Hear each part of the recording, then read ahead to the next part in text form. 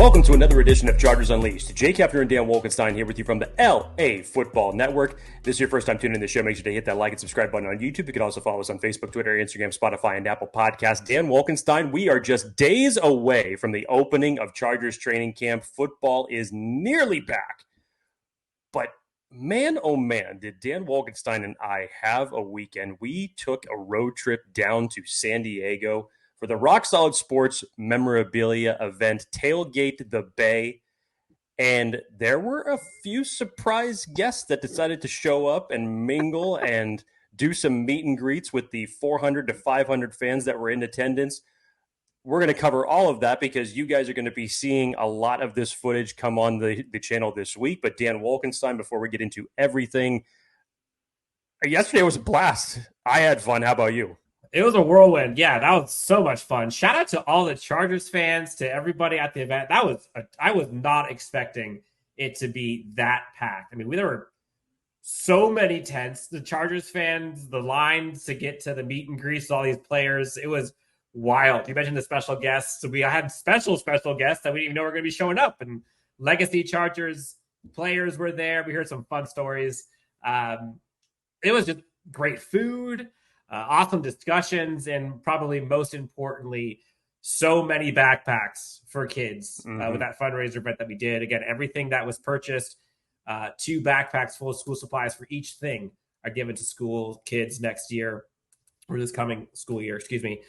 So yeah, lots to discuss. Want to give key takeaways from the event, key takeaways from each of the player discussions, Cornelius Johnson, Alohi Gilman, as well as Rashawn Slater. So some really interesting comments by them that we'll get into, as well as a Popper article. Daniel Popper put out something and kind of got our ears perked in terms of Quentin, Johnston possibly being wide receiver 4. So much to chat about here. But Jake, before we get to all of that, let's quickly pay the bills. Talk about our friends. I want to remind everybody that BetOnline remains your number one source for all of your sports betting needs this season, from baseball, golf, soccer, right up to the top fights of the UFC and the MMA and boxing. Every stat, every matchup, and even live odds and spreads while the games are currently being played. When the game is over, head on over to our online casino and get in on some of the game of blackjack or poker, or unwind with one of our 150 slot games. Head on over to the website today. That's betonline.ag to get in on the action. Make sure to use the promo code BELIEVE. That's BLEAV for your free 50% welcome bonus bet credit on your first deposit for up to $250. BetOnline, the game starts here. So we said it. Paradise Point, Tailgate the Bay, huge fundraising event. San Diego showed up. Chargers fans, whether you were in San Diego or wherever you were and came down to San Diego, that was wild. So much fun. I can't remember that many jerseys being signed per person. That was wild. Those hands. It was just like on a conveyor belt. That's what it felt like.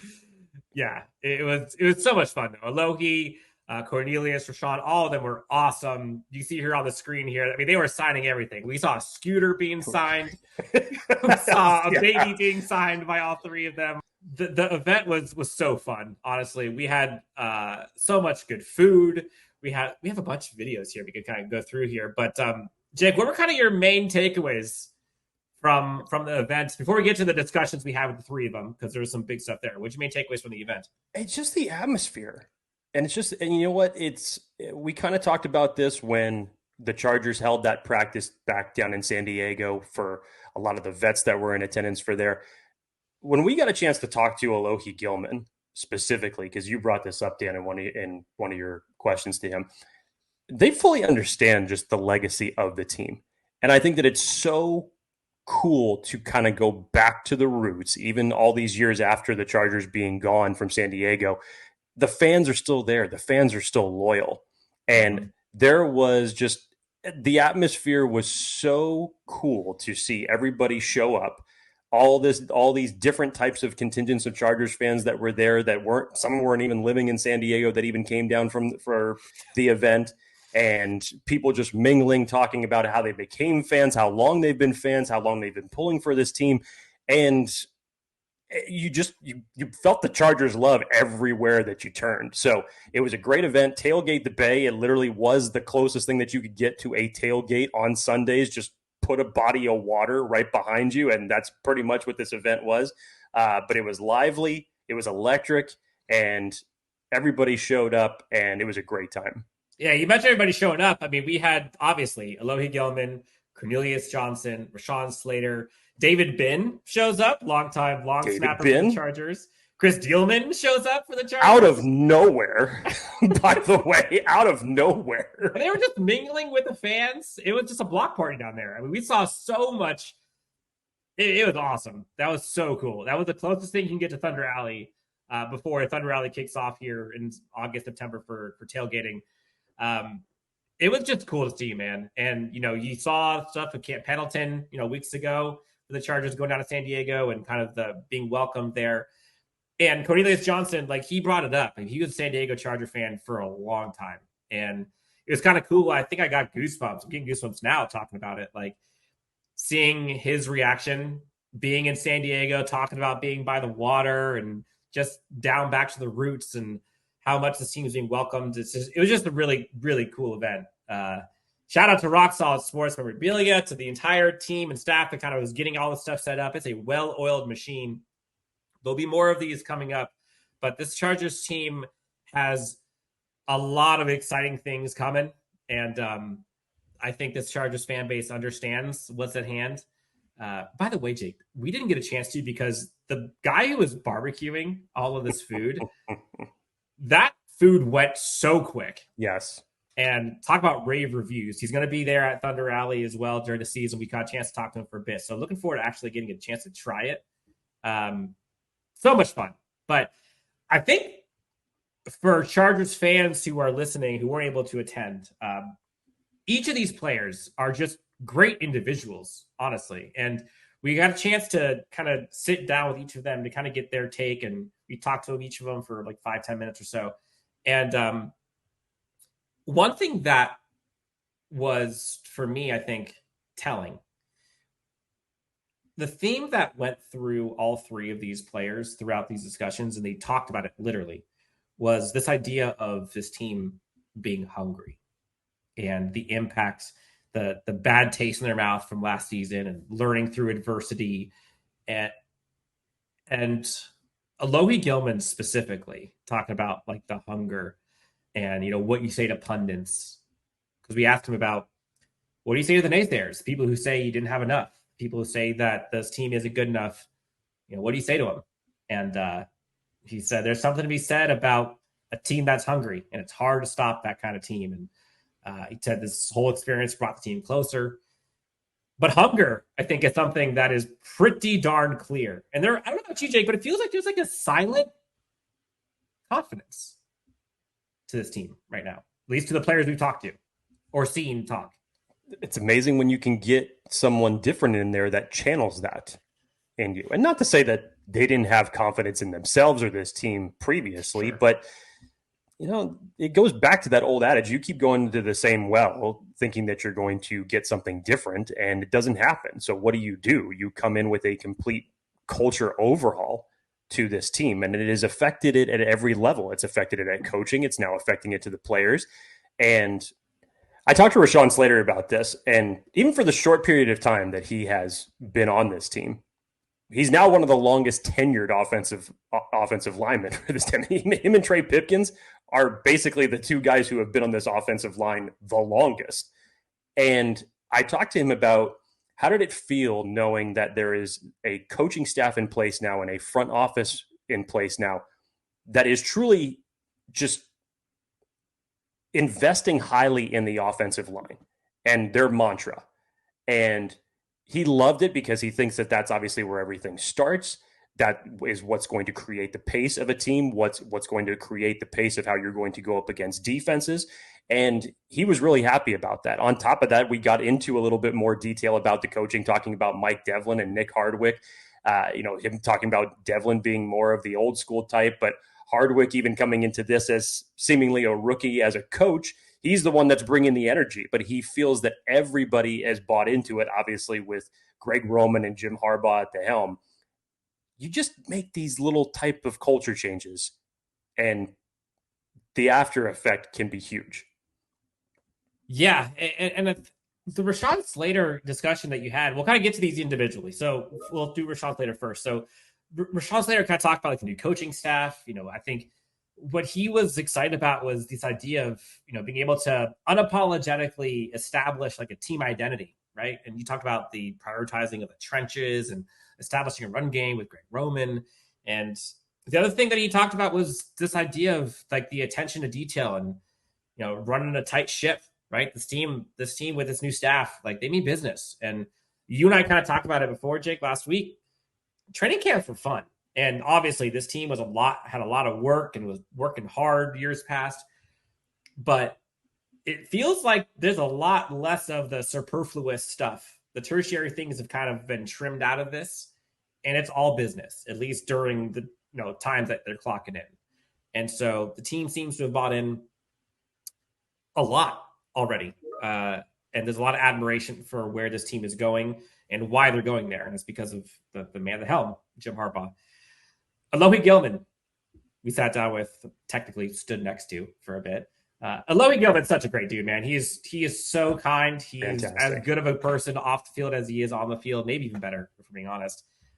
But he talked about this new energy that this team has had under Jim Harbaugh. But the part that I think is that I took almost the most out of was the idea of maximizing potential.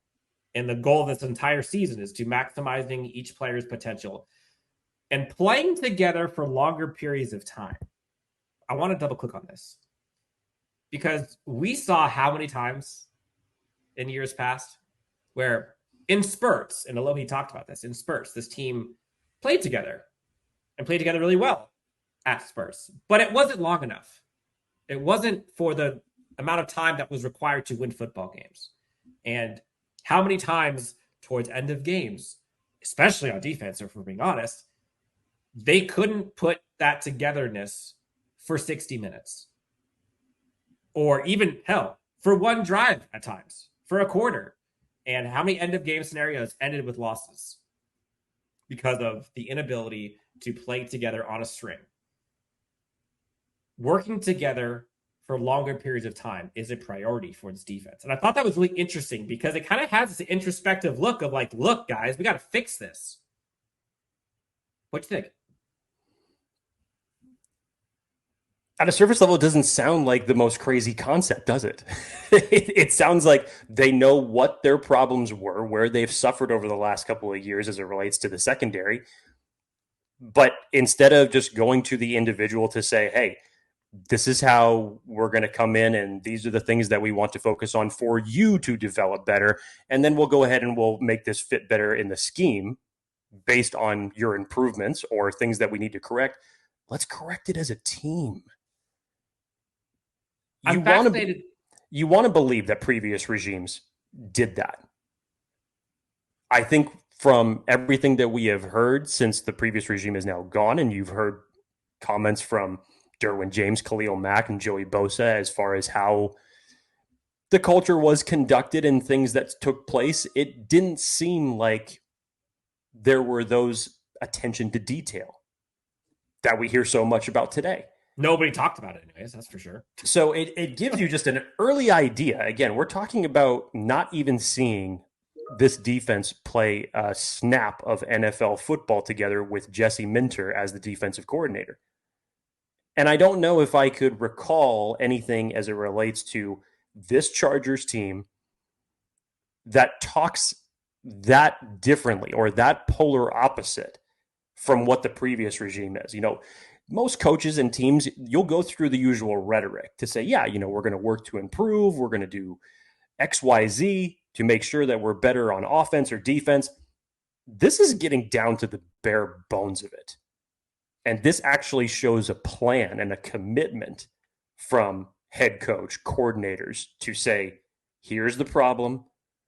Instead of just saying what the problem is, let's figure out a different way to address it. And we're going to get better results. Yeah, and I'm fascinated. I'm hoping that we can get a chance to ask like the how. Like, how do you get this team? Tactically, what is this staff and roster doing to work on playing better and longer together, because that's where the hard work is. You can say we got to play better together. Like, what do you do that can ensure that? And you mentioned Jesse Minter. Alohi Gilman talked about Jesse Minter, and that's what he brings. And that's what he's excited for, is the emphasis on maximizing individual players' potential. And he said, when everybody plays together well, you see people's stats and people's performances improve because of the connectivity. So Alohi's excited. And he talked about the safety group, talked about excitement to work with Tony Jefferson. And we talked about him and Derwin being arguably the best tandem in the NFL for the safety groups. And, I think Alohi's just excited to get back to work and to work with this team and to be with his guys and go through that adversity and come out the other side stronger. And that's the mentality that I think you hope that everyone on this Chargers team takes, is learn from it. It didn't not happen, but how can you grow from it? And so Alohi was great. Rashawn Slater, we talked about. Anything else from Rashawn Slater before we get to Cornelius? He got into obviously how Joe Alt is doing on the early days between OTAs and minicamp, and he thinks that he's coming along very well.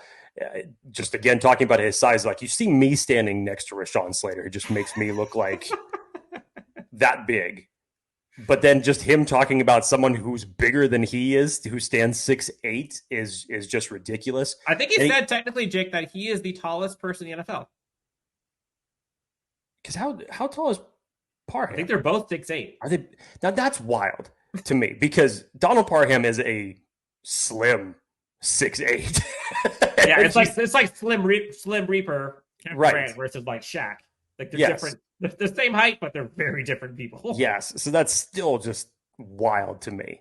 But we transition from that to, how is Trey Pipkins going to benefit from kicking inside to guard, because he's got more of that athletic profile? We all knew that he was going to be a developmental project when Tom Telesco took him in the third round a number of years ago. But how is it going to benefit him? And Rashawn thinks it's going to benefit him tremendously, kicking inside. So he's excited for him. He's excited to have Bradley Bozeman at the center position. He thinks Zion's going to turn out very well overall, much like Alohi Dan. He's excited about what this offensive line is going to bring to the helm. But again, I think it all stems from the changes in the philosophy of this new head coaching staff.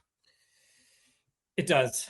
It does. But by the way, can you imagine a basketball team in the NFL, but with Joe Alt and Donald Parham Essentially Jr.? 5 Joe Alts. No, Donald Parham Jr., Joe Alt, like that. That's a 1-2 tandem. Pretty good. Good luck. That's like the David Robinson, Tim Duncan thing. Catches 2 trees, aren't going to get by him. Yes. I'm aging myself. Anyways. No, that was, even though that may seem years ago, like, imagine if you had more time with that tandem on the Spurs. Just in the bigger picture of things. But I know that's a side conversation. Rashawn Slater also talked about, because when I brought up Greg Roman and the philosophy of running the ball for this team, he got really excited about just the word physical, getting them back to pushing people around. We already know what Rashawn Slater is all about. We have seen his resume for the last few years. We know how good he is. But when it comes to taking that type of a mindset with the game and saying that we're going to pound it down your throat and there's nothing that you can do about it, he really likes having that type of a vision and that type of a priority with this team. Yeah, I think Rashawn Slater's excited. I talked about the establishing an identity unapologetically. I think that's what this team has been desperate for, is doing so. Cornelius Johnson it was fun hanging with him for a bit. And, he has kind of that, I mentioned that quiet confidence. He kind of has that quiet confidence. And, whether it's because of his relationship with Jim Harbaugh and company, whether it's just his maturity as a human, he has stuff that I think he brings to this team, not just on the field, that I can see why Jim Harbaugh drafted him, just as from like a human perspective. I think, the part that was interesting is we talked to him about this, like specifically the idea of like, what is that? What's it like being in this wide receiver room where there's so many things kind of up in the air and roster spots up for grabs? Like, is it like the elephant in the room? And he said, no. He said, this is not, it's definitely spoken. It's not the unspoken stuff. The folks know, and it's kind of about how you manage that mentally and push forward. And he understands. I thought this was probably my favorite kind of quote from any of the three players. He talked about being a late round pick, acknowledging that your fate is determined by just a few key moments and having to make those count and more. He understands, and that's the case with so many of these guys on the bubble at this point, is they're not going to have that much of an opportunity to make a name for themselves. And so when they do, they got to step up. Have to. And that's got to be a lot, man. Like, just think about that. When you know how much is at stake and you got 4 plays maybe coming your way, and what can you do with those? But he understands it. And it's not just him. But the mentality is correct. You talk about the most crowded positional group of this entire team for wide receiver, which again is still just nuts to say considering where we were just a couple months ago. But especially for him, Dan, who most people see his immediate contribution being on special teams. So there's going to be a big relationship, obviously, that he's going to have to develop with Ryan Ficken here over these next few weeks. And as you mentioned, when it comes to some of those preseason games, when you're late in the game, it's probably not just going to be special teams that you're being utilized on. You're going to get those handful of calls where you're in the offense and those passes are coming to you, and what's going to happen when they're there. What do you make of it? So I thought that was a great mindset of him. And again, to do it in the most crowded positional group of this team has at wide receiver right now. Are they going to keep 5? Or are they going to keep 6? We still have no idea. I would think that they would be better off if they kept 6. And he's definitely in a battle for that right now. So be interesting. Yeah, he also talked about the experience being in Michigan, and everybody's talking about the offense and maybe what it's going to be like. It's going to be similar to what they ran at Michigan. And he said, look, this is going to be way more than Michigan. And he's excited for Chargers fans and for opponents to be able to kind of see that. And so if you're just expecting this to be like a run heavy, only vanilla, or just Michigan style offense, it sounds like there's a lot more coming. And again, you and I have talked about the brain trust and how important that is. And when you get that many people all gearing towards success, a lot of times groupthink can eliminate some bad ideas.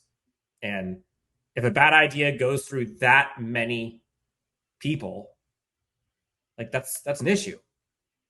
So I have a hard time believing there's going to be some really, really stupid stuff that doesn't get vetted by some staff members and be like, should we double click on that, make sure that we are doing that correctly?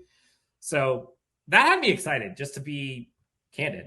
Like, what is this offense going to look like? We don't know. Everyone gave you a little bit of guesses. A peek behind the curtain. And it was nice from that standpoint to say, like, it reminded me of when we had Sean Merriman on the show. And when he basically said, it's like, if you think that Jim Harbaugh with Justin Herbert as his quarterback is literally just going to run the ball every single time, defenses are going to be in for a nice surprise. Yeah. So transitioning. So a bunch of stuff at the event, and we want to kind of give some overall takeaways from our interviews with them. And again, thank all 3 of them for giving us some time. I know they had a busy day. They were driving up and down the coast. I think they were I don't know this, but I can tell you that there were some surprise faces and holy expletives when people looked up from signing and seeing the amount of fans or the line that was around them for meet and greets. And you and I could talk about it. Like, it felt like it was never going to end. Cornelius, because they put that stack of jerseys in front of Cornelius, and he put his head down and he was signing, jerseys just going off like to the left. And he maybe kept his head down for 4 straight minutes, and he was just, trying to just fire off as many as he could. And the next thing he knows, there is the group of fans right in front of him that are all lined up for the next part of the signing event. It was just a surprise to him. It just came out of nowhere. Yeah, it was awesome, and it was cool. Like, the fans were felt by the players. So again, you can see all three of those discussions. We'll have them on the channel this week, so look forward to those. But again, thank you to the players. Thank you to Rock Solid Sports Memorabilia for putting on the event. Swoop and Tailgate. There's so many guys and gals who were a part of that machine that made it awesome. So if you weren't there, there will be some more coming up here, I believe. More details to follow when I find out more information. But Jake, last one. We're get out of here. Training camp's just Wednesday. I mean, we're so close. And speaking of Cornelius Johnson, this wide receiver room, I feel like has so much fluctuation and so many things that are labeled TBD. Quentin Johnston's role is also, I think, TBD. Yeah, this obviously came out from one of Popper's most recent articles when he was talking about the biggest storylines heading into camp. And the biggest takeaway was that his projection, now, of course, he is not saying that this is going to be the projected starting three come week one, because a lot of things can obviously change between now and training camp. But his projection as it stands, when we get training camp rolling here in just a couple days, is that he expects the 3 wide receiver set and 11 personnel to be Josh Palmer, Ladd McConkey, and DJ Chark. Joshua Palmer obviously being the most versatile and connected veteran of this group thus far, can play inside, outside. We've known what Josh Palmer's been about when he steps on the field. Ladd McConkey's rapport with Justin Herbert is just growing at an exponential level, and he's going to man the slot. And DJ Chark specifically is going to be your X receiver for some of those downfield passes. Now, for Quentin Johnston, this is interesting because for him, I look at this, some people are calling this a demotion and that it's a bad look, just in an outside perspective. And here's where I'm going to push back on that a little bit. Look, let's just say it. We've said it already a number of different times. Quentin Johnston's even said it himself. Quentin Johnston had a bad rookie year. No reason to sugarcoat that. But you take now what you've heard from Sanjay Lal, Quentin Johnston himself taking accountability for some of the issues that took place last year. As Jim Harbaugh and as Jesse Minter and a lot of other coaches on this team have talked about, they want to put their guys in the best position to win that accentuates what their best traits are. And I echo back to when we had Trevor McHugh on the show last week. He said that Jim Harbaugh loves to coach guys who have come in and beat him, because then he can say, I want to use your best skill set for me now. And we can go out and beat somebody. And look, go back 2 years when it was TCU and Michigan in the college playoffs. Quentin Johnston had himself a game. I guarantee you, even if it means that this is taking a little bit more of a developmental phase, or Quentin Johnston's retooling himself more, they probably watched film of last year, and they're probably never going to watch it again. To just say let's put it in the trash. That was the rookie year. We're not going to say, and pinpoint to say, okay, well, we need to develop this. No, I think that their whole plan is to basically recreate him from scratch and rebuild him in the image of what they want to do for this offense. So I think that's why this wide receiver 4 label is out there right now, because he is technically a wild card. But I guarantee you, by the time that we hit the regular season, Jim Harbaugh, Sanjay Lal, they're going to know exactly what's going to benefit Quentin Johnston the most, and they're going to put him in the best position to succeed. It's funny because a lot of people see the wide receiver 4 and see it as like a dig, or see it as like this is the last we're going to see of Quentin Johnston, like he's on his decline. The thing that I've noticed about this team and the staff and the way that they operate is there's a lot less of operating in the world of hopes and dreams and potential, and more of operating in the realities of situations. Just do the work. Yeah, like do the work, but if you guys can turn out to be great, but we're going to have contingency plans, and we're going to go out and sign guys so that way we're going to ensure this team can be built to withstand whatever happens with you.